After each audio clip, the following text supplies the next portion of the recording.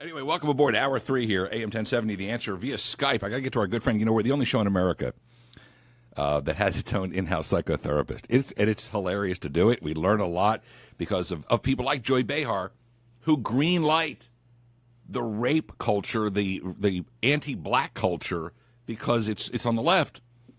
Trust me, you need to peel that onion a little bit. Jill Payne is our in-house psychotherapist. She's an author. We met her through our good friends at Houston Baptist University a while back when she had a question about a website. And then we met her, and our friend Charles Backer, he said, you got to get her on the show. She's like zany fun, and she's a psychotherapist. Jill, via Skype, how you doing? Hey, may I do one thing? Well, I'm not going to tell you what it is. No, may I promote myself? Of course you can. Oh, well, I was going to get to it, but okay, no. Hold it up. So that's Houstonia Magazine. That's one of the Houston magazines we have in town. And I had lunch with Jill, who took Roman and I out for our birthdays because we all have the same birthday.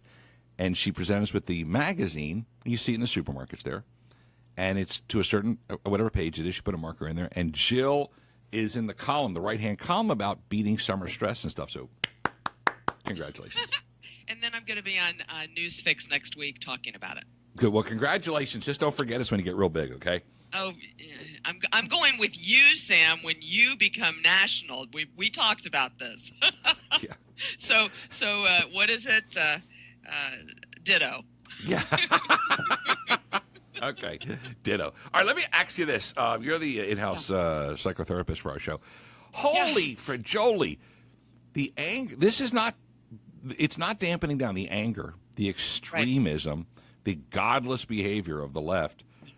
Take, for instance, that 25-year-old girl with the funky name, the weird-looking chick who stole the NSA top-secret stuff, putting hate on Twitter. What do you think? Yeah, it's really interesting because my wonderful 84-year-old mom calls me up and she says, Joe, you got to get on the news and talk about what's happening and find solutions. And then my husband and I were talking this morning. He's also a therapist, and he says, what Trump's doing is not working, and I disagree with both of them. Right. And even though I love them, right. A lot of this doesn't really have to do with Trump. It has to do with what I talked to you about before, TP, toilet paper, timing and position. And right now with the media is different than it used to be. It is on the web. It's not just with you. It's not just with TV. And what's happened is that anything goes. I talked last week about no accountability. And so you had that comedian do that horrific, to me, if it were, someone that was black, Asian, white, not just the president, what she did was, to me, horrific. Right. So it's just telling you that when you go on the web, there's really no boundaries. It's limitless. But what makes people? But what makes? Listen, we all have that inner voice, right? Hey, don't do that. It's called a conscience, and animals don't have it. We do. When Kathy Griffin did the Muslim terrorism beheaded picture, okay, because that's what it is. Muslim. She actually culturally misappropriated. She stole it from the Muslim terrorists. Right. There's no voice in her head. The girl who stole the NSA documents, who went on Twitter and called our president like a C word, a woman's body part C word. Isn't there a voice anymore, psychotherapist Jill Payne, where you go, don't do that? Well, this is what's going on again. I'm going to say that the more outrageous you are on the internet, you are not only rewarded with likes, you are rewarded with money. So it's just, it's behavior modification. And so people are getting these rewards. It's like a little ping. When you have that little ping on your telephone, you get a dopamine rush. So they are getting where they're getting these rewards. So it goes to the feel-good part of their brain. So common sense goes out the window. That's awesome. And that is my theory on this. this. Jill Payne, our in-house psychotherapist. Yeah. So this idiot girl puts. She's a millennial. She's an idiot. She's a dirtbag. She's a dirtbag. Listen, I didn't like Barack Hussein when he bowed to the Muslims and showed subservience, but I didn't go on Twitter and put bad words up there. I would post the article and say, "Why are you bowing?" But there's that voice. But I like how you say, screw the voice. They're getting rewarded. How you getting rewarded? Exactly. When people, like-minded evil dirtbags, click like or share it or a heart or Right. whatever it is. So they're getting this weird reward. Wow. I'm going to give it to you like heroin. Heroin's going to beat logic any day. I mean, if it feels good, of course, I've never done it. If it feels good. You know what? Me neither. I know I don't want to do it. That's interesting. All right. Now, to be fair, we were talking about cell phone. We had lunch. Jill took us to lunch, Yes. Roman and I, for our May 12th birthdays. And it was, and thank you so much. I always do it. Oh, you're welcome. It was very sweet. I told you it was a selfish act. I No, got it's something nice. out of it, too. That's nice. So you were talking about cell phone addictions. Like, people won't put their phones down. Right. And can we just, I know, so we'll get off of politics after the break. And because it's out of control, especially with the youths. I have no idea how youths are how these 18 to 24-year-olds are going to get married. Right. Well, I don't know how they're going to communicate. I don't know how they're going to get a job. I don't know how they're going to negotiate contracts, sell things. Let me take a break. We'll continue our conversation. She's on Skype. 921 from the flight deck. Let's get back to our in-house psychotherapist, Jill Payne. We love her. We're talking about the extremist hate, the alt-lefts, just dirty, godless hate that they just can't seem to put away. Dude, you lost. Get over it now. We're like past the half-year mark. You know what I'm saying? You're like the fat guy in the bar who, like, 20 years ago was a high school quarterback, and you lost at state, and you're still talking about it. And they're like, oh, that's that fat guy. Yeah, 20 years ago, he threw the pass, and if they caught it, he would have won state. Yeah, in 87? When was that, for crying out loud? So Jill is our in-house psychotherapist, and we're talking about cell phones at lunch. And it's very weird how today's youths can sit next to each other, and they don't look at each other, but they'll text each other, or they'll find something on, Snapchat or whatever it is and go, look at this. The art of communications is disappearing before our very eyes, Jill. That's true. And the language has changed, because if you ask one of the millennials if they've talked to somebody today, you know what they say? Yeah.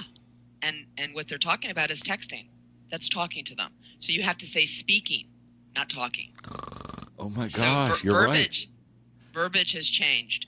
And also, they've done studies now, and the kids are having problems with empathy, and that's because they're having difficulty reading faces.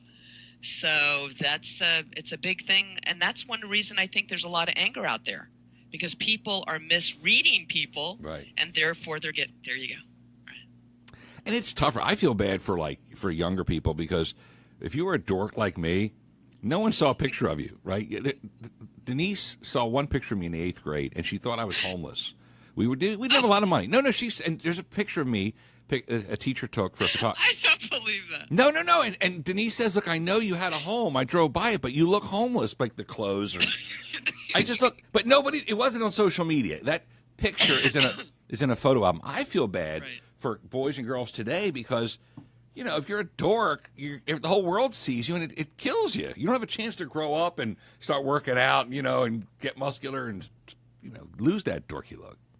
Right. You're labeled quickly without verbiage. And then people leave comments. I can take it. I'm 54, but I can imagine if I was like a young kid and people said you're fat or stupid or you're ugly, or they call me Bucky because my teeth were messed up.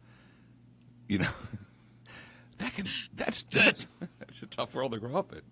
Well, it is, and when that happens, they can't even really express themselves because it's one-sided. So therefore, they can talk if that person's not there. People are breaking up in texting. I know this was many years ago. I forget, some famous movie star got broken up. I think they were broken up by a text or Facebook. They found out that, okay. So this is getting to be a commonality. It's common that people will text because they do not want to have the back and forth communication about how they broke up and how come they broke up. So that's great for the person that broke up, but how about the one that's been left? Right. They don't have any finality.